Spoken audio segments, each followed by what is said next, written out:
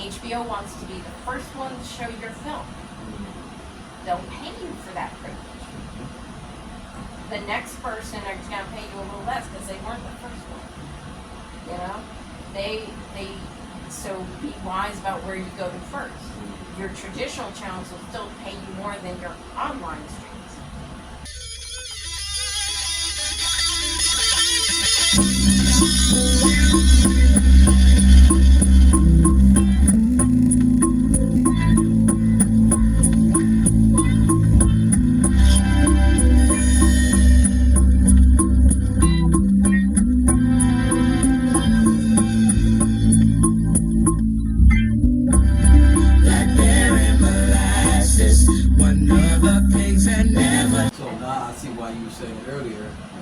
It's important for the producer to pretty much be here because you know the vision that you want on the set.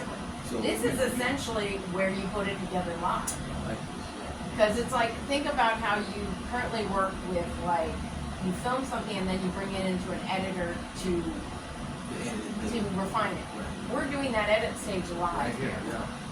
So that's what this studio control room gives you the ability to do, is while you're doing your show, you have completely, the pre-production is you completely plan out your show. You have the run of show sheet. You know what's going to happen at each time, more or less. And you have a host or someone who can help organize out there the content, but you're putting product together. So that's why you need a tech director, and then you need either, you know, your director out there who's controlling the content side of it.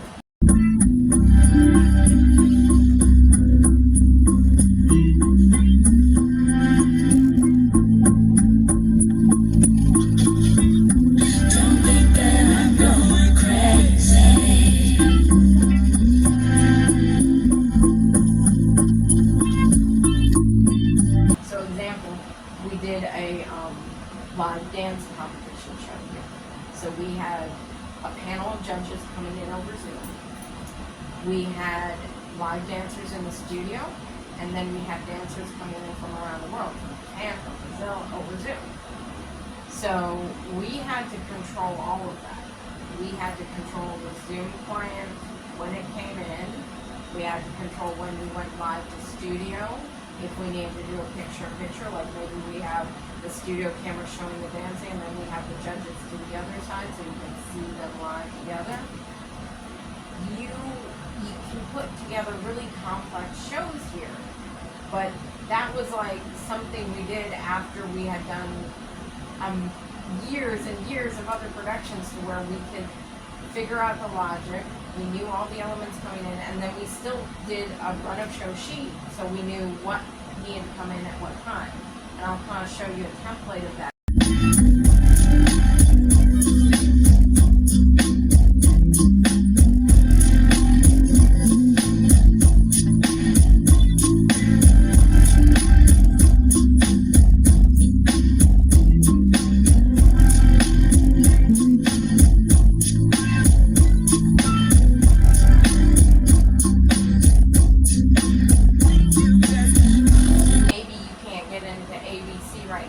You don't have the funding or you don't have the crew, but you can get in here and learn and grow and bring them a product.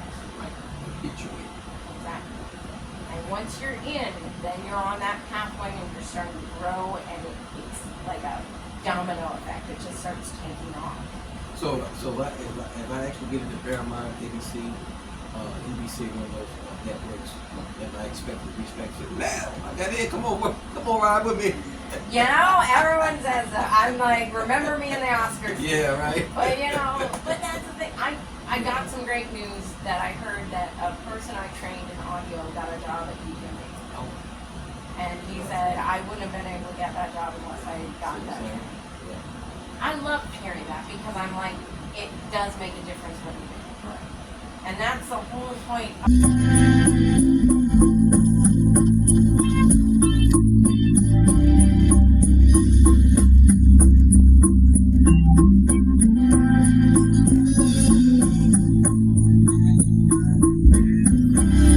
Blackberry the things that never change. You gotta keep pushing on. The sun don't rain all the time. There's gonna be some heartache and pain.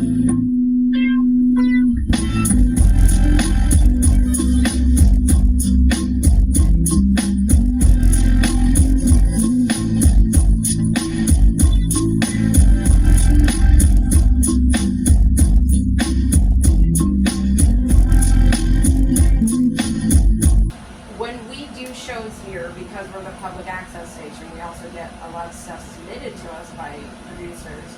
Not everyone knows how to conform their stuff appropriately, so we kind of force it in our system. We have our system called Teleview that connects us to City Hall, and they send out to the cable companies and things like that. You know, the cable companies need everything to be conformed to a certain standardization for distribution. So our system takes people's video and projects, re-encodes them, so it's converting the signal, right? And make sure that the audio and the video are outputting at a standardized Right. format. So that's why we give you guys like very limited requirements for how you submit your stuff, but we're so like, we do another layer of conversion on top of that to make sure that it fits what we have to do for distribution on that angle. And this gets into more important if, like, say, you're doing films and submitting to film festivals, then you're really learning to do that yourself. Because I used to do tech for film festivals, and we would get films from all over the world, and I would have to communicate with the filmmakers and basically tell them that, okay, our presentation for your film is online. That means that your video cannot be above 8 bit rate, like literally 8 bit rate. And then it can't be higher than 2K, you know, it can't, or if you can do 4K, then it has to have these requirements. Most of the time, filmmakers did not know what I was talking about. And I understand, because they didn't have to deal with distribution. They created the product, they showed it around, you know, usually on some social media sites, your platforms like YouTube, Vimeo, they're doing this conversion on their own. They're conforming your stuff when you upload it. And if there's an error, you have to change it on your side a little bit, but by and large, they're doing the same thing we do here with our system, in that they're forcing a conversion, a compatibility. So that's what most distribution channels will do, is if you haven't done it already and made sure you're conformed to certain standards, if they've accepted your stuff, that means they have a pathway to force it on there.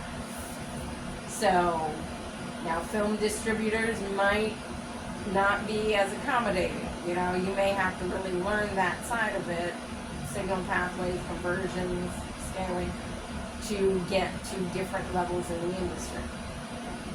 Luckily with us, we're doing most of the work for you.